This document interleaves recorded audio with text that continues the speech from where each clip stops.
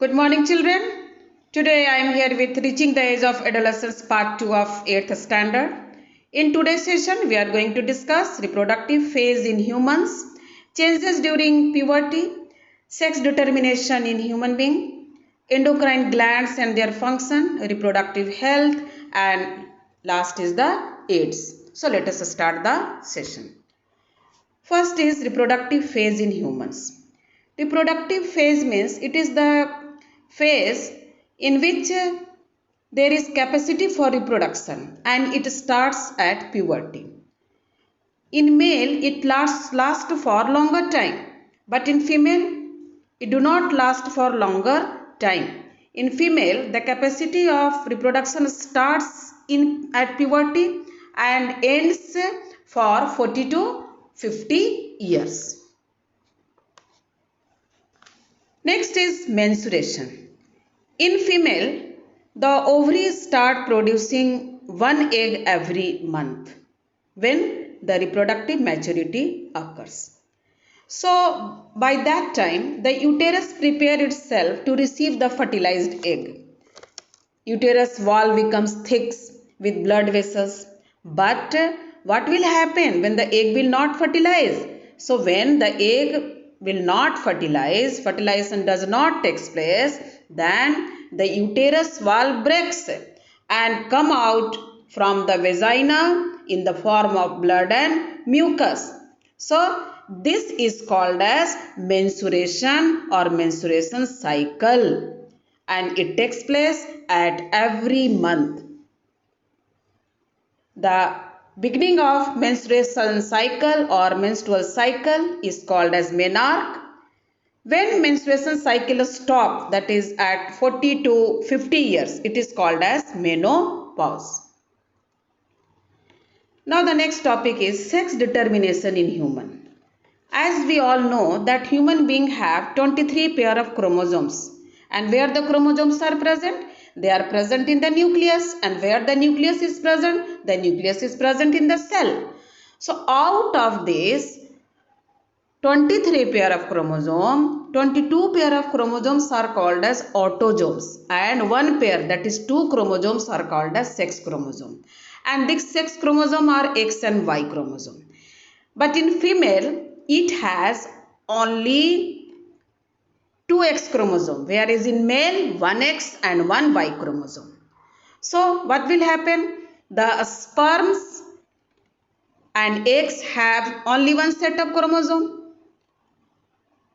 Then the sperm have X and Y chromosome both. Some sperms have X chromosome and some sperms have Y chromosome. But as we consider for the egg, all eggs have X chromosome. So when the sperm having X chromosome fuses with egg having X chromosome, then the child will be a girl. And if a sperm having Y chromosome fuses with an egg having X chromosome, then the child will be a boy. Here you can see in the given chart.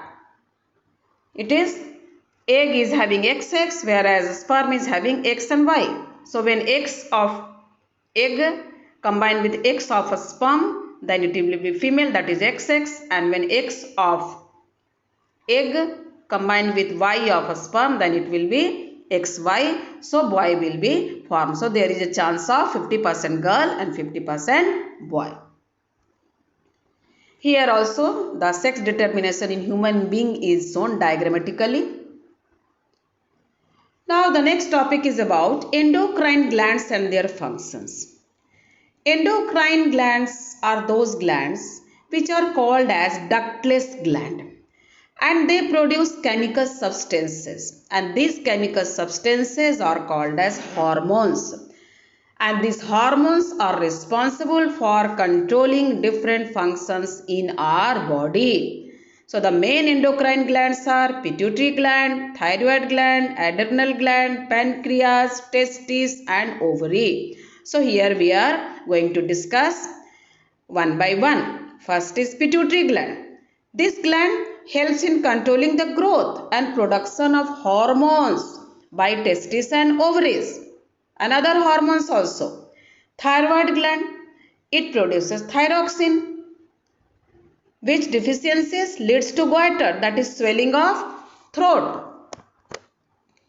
Next is adrenal gland. Adrenal gland is responsible for producing another hormone, that is adrenaline, and this adrenaline helps our body to adjust in stress situation, or when we are angry or worried.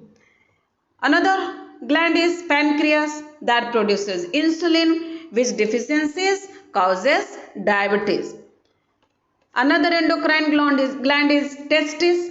So this testis produces testosterone that helps in controlling the production of sperms as well as secondary sexual character in males.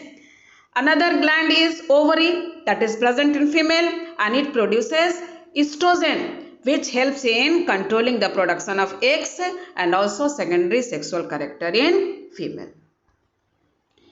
Here it is the different endocrine glands and their location in our body. You can visualize and locate the position of different endocrine gland where it is present. Now it is about reproductive health. It is very essential to keep our body healthy so that we can be reproductive healthy. First is balanced diet. What is balanced diet? Means a diet which contains all the nutrients, all the components of food, that is carbohydrate, protein, fats, vitamins, minerals, roughage. So balanced diet should contain cereals, vegetables, fruits, pulses, milk, nut, meat, egg, sugar, jaggery, etc. Every component of the food should be present. Another is personal hygiene. This is very important. Personal hygiene is very important for making us reproductive fit. Everyone should have a bath at least once every day. If cleanliness of the body is not done, then there will maybe some bacterial infection, and due to that we are suffering from different diseases. Particularly we should wash our private parts daily so that we should not be suffering from any reproductive diseases, sexually transmitted diseases. Here it is a figure which shows that plate having balanced diet, which is very necessary for good health. Now again another condition is physical exercise. This is also important. We should walk, we should play outdoor games, and we should do exercise daily to keep our body healthy. Say no to drugs. It is very essential because teenagers are always curious and they want to do experimentation. So mostly they become addictive to all these things. Why? Because drugs are addictive. So whenever you take them once, you feel like taking it again and again. So due to that, taking again and again, these drugs ruin health and happiness. Now the last topic is AIDS. AIDS means acquired immunodeficiency syndrome. It is a very dangerous disease caused by a virus, and the virus is HIV. The full form of HIV is human immune deficiency virus. Now the question arises, how AIDS spread from an infected person to a healthy person. So first is by sexual contact with the infected person. Another is by sharing needles or syringes used for injecting drugs.